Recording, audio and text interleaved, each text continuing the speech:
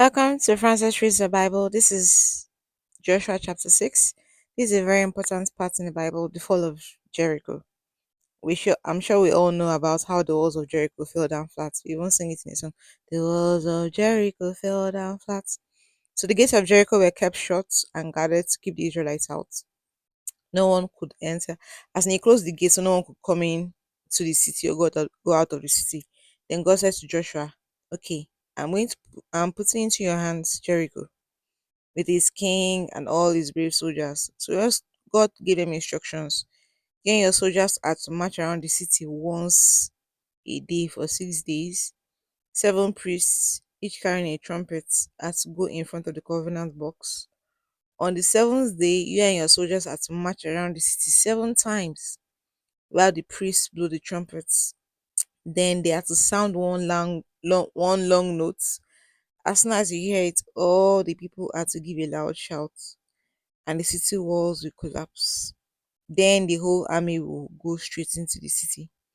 God is telling them, as in giving them instructions on what to do and what will happen when they do what He has told them to do. So Joshua called the priests and told them exactly what God said.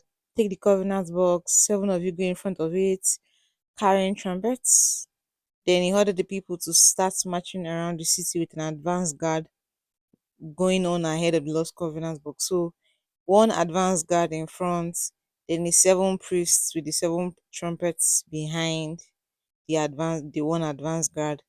Then the covenant box being held up by the Levites behind the 7 priests with the trumpets. Then one rear guard behind. All this time the trumpets were sounding.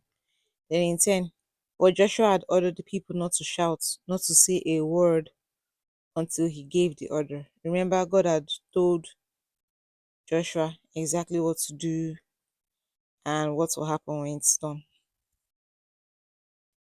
So he had this group of men take the Lord's covenant box around the city one time. Then they came back to camp and they spent the night there. So Joshua got up early the next morning, and for the second time, they repeated the same thing again. They did continuously for 6 days, which is in 14. On this second day, they did it again, then they did this for 6 days. Then 15, on the seventh day, they got up at daybreak and marched 7 times around the city in the same way. This was the only day they marched around it 7 times. From days 1 to 6, they only marched around the city for, as in once. Day 1 once, day 2 once, day 3 once. So now this is day 7. And now they've marched around it 7 times, according to the instruction that God has given them. The seventh time around, when the priests were about to sound the trumpets, Joshua ordered the people to shout. And he said, as for the shouting, the Lord has given you the city. The city and everything in it must be totally destroyed as an offering to the Lord. Only the prostitute Rahab and her household will be spared because she hid our spies. But you are not to take anything that is to be destroyed. If you do, you will bring trouble and destruction on the Israelite camp. Everything made of silver, gold, bronze, or iron is set apart for the Lord. It is to be put in the Lord's treasury. So they are to destroy everything in the city. Then only things made of silver, gold, bronze, or iron will be spared, and all that belongs to God, not for their personal use or consumption. So the priests, this kind of thing is hard. People will see pretty things. People will keep, if one person must keep something that they see. Oh, this is so nice. Oh, let me just keep this small gold, I can use it tomorrow. Oh, yeah. And that's what will happen. So the priest blew the trumpets. As soon as people heard it, they gave a loud shout and the walls collapsed. And all the army ran into the city and, they killed the people. So with their swords, they killed everyone in the city. Men, women, young and old. They also killed the cattle, sheep, and donkeys. You know, they won't have killed these people if God hadn't asked them to kill the men, women, children, and everybody in the city, young and old. This was because the Canaanites, people, the inhabitants of Jericho were sinners. Not just that they didn't know God, that's aside. The evil and the wickedness and all that they did, you know, what they call that? It's not Molech, the one that they sacrifice children to. There was so much evil in Canaan, and they were idol worshippers. They worshipped other gods. They did so much atrocity. All those orgies during festivals, indiscriminate. See, even Rahab was a prostitute.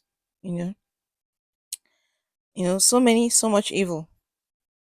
There was so much evil, which was why God told them to wipe everything out, even the cattle, sheep, and donkeys, because they use those ones for sacrifices to.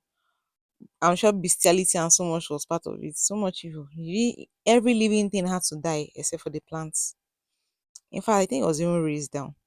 Then Joshua then told the two men who had served as spies, go into the prostitute's house and bring her and her family out as he promised her. So they went and they brought Rahab, her mom, dad, brothers, and the rest of her family.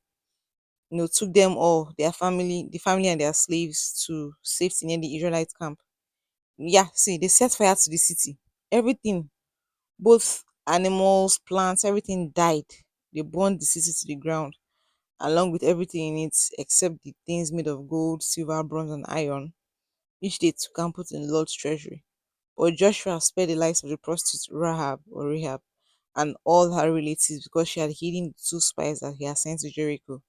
Her descendants have lived in Israel to this day. Yeah, Jesus was from her lineage, or Jesus is from her lineage. So yes, David is too from her lineage. So yes, Rahab was has a very strong position or whatever in the history of Israel. So at this time, Joshua issued a solemn warning. Anyone who tries to rebuild the city of Jericho will be under the Lord's curse. Whoever lays the foundation will lose his oldest son. Whoever builds the gates will lose his youngest. So the Lord was with Joshua, and his fame spread throughout the whole country. Yeah, and in the end, some chapters later, someone decided to go lay the foundation, and he lost his oldest son. And then decided to build the gates, and he lost his youngest son. It was the same person. We'll see it later down the line. Curses stick around.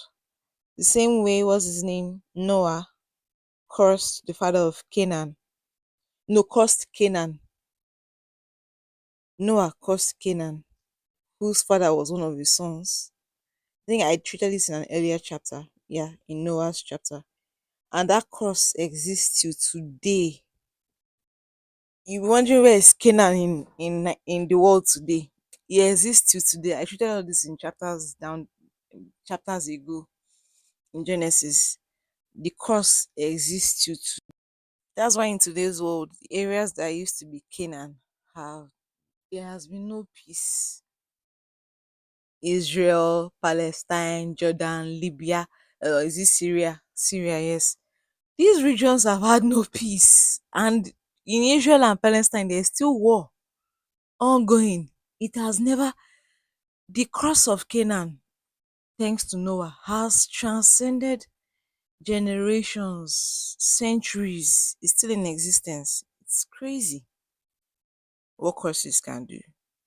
And Joshua laid this curse on Jericho, and exactly what he cursed s- centuries, years, decades down the line, the curse came to fruition. It happened. So God was with Joshua, and his fame spread throughout the whole country. As in the whole land of Canaan heard about Joshua. Before they knew about Moses. Now Joshua is Moses' replacement. So God has lifted him up, and everybody knows him now. I believe I've said it before that as a parent, you need to be careful when you have kids. Telling your kids you're stupid, you're mad, you're useless, you can never do anything good. What is wrong with you? Other people are better than you. You're indirectly laying curses in that child's life. I'm not saying don't get angry with your kids. Yeah, you can get angry, but your words are important. You can lay curses or blessings on that child. There's a way to say things. You can punish the child or whatever. But saying you're stupid, you're useless, you never amount to anything, you can never do anything good just for that, you think it's just for that moment, but you've laid a curse on that child without knowing, because words are very powerful. Words are powerful things. So that's what happened in Joshua chapter 6. From this chapter is one, the power of God. Can you imagine wall walls falling because people shouted? You know. Then two, when God says He's going to do something, He does it.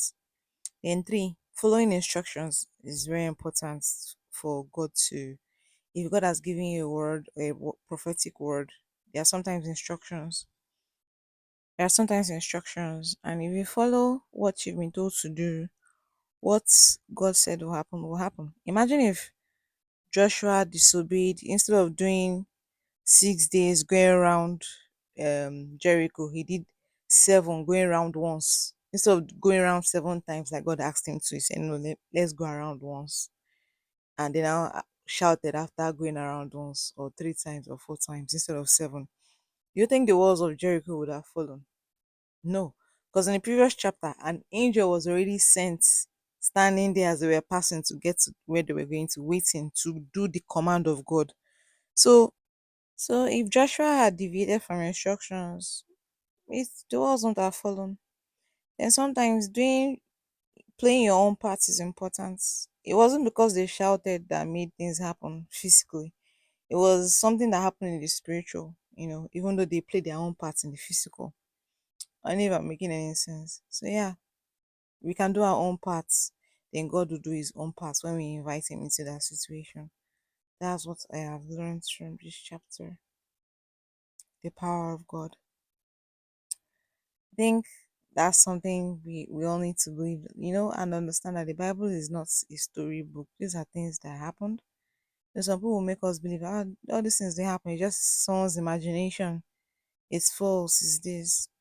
And as always, I'm no pastor. I'm a Christian reading her Bible. God bless you, keep you, and goodbye.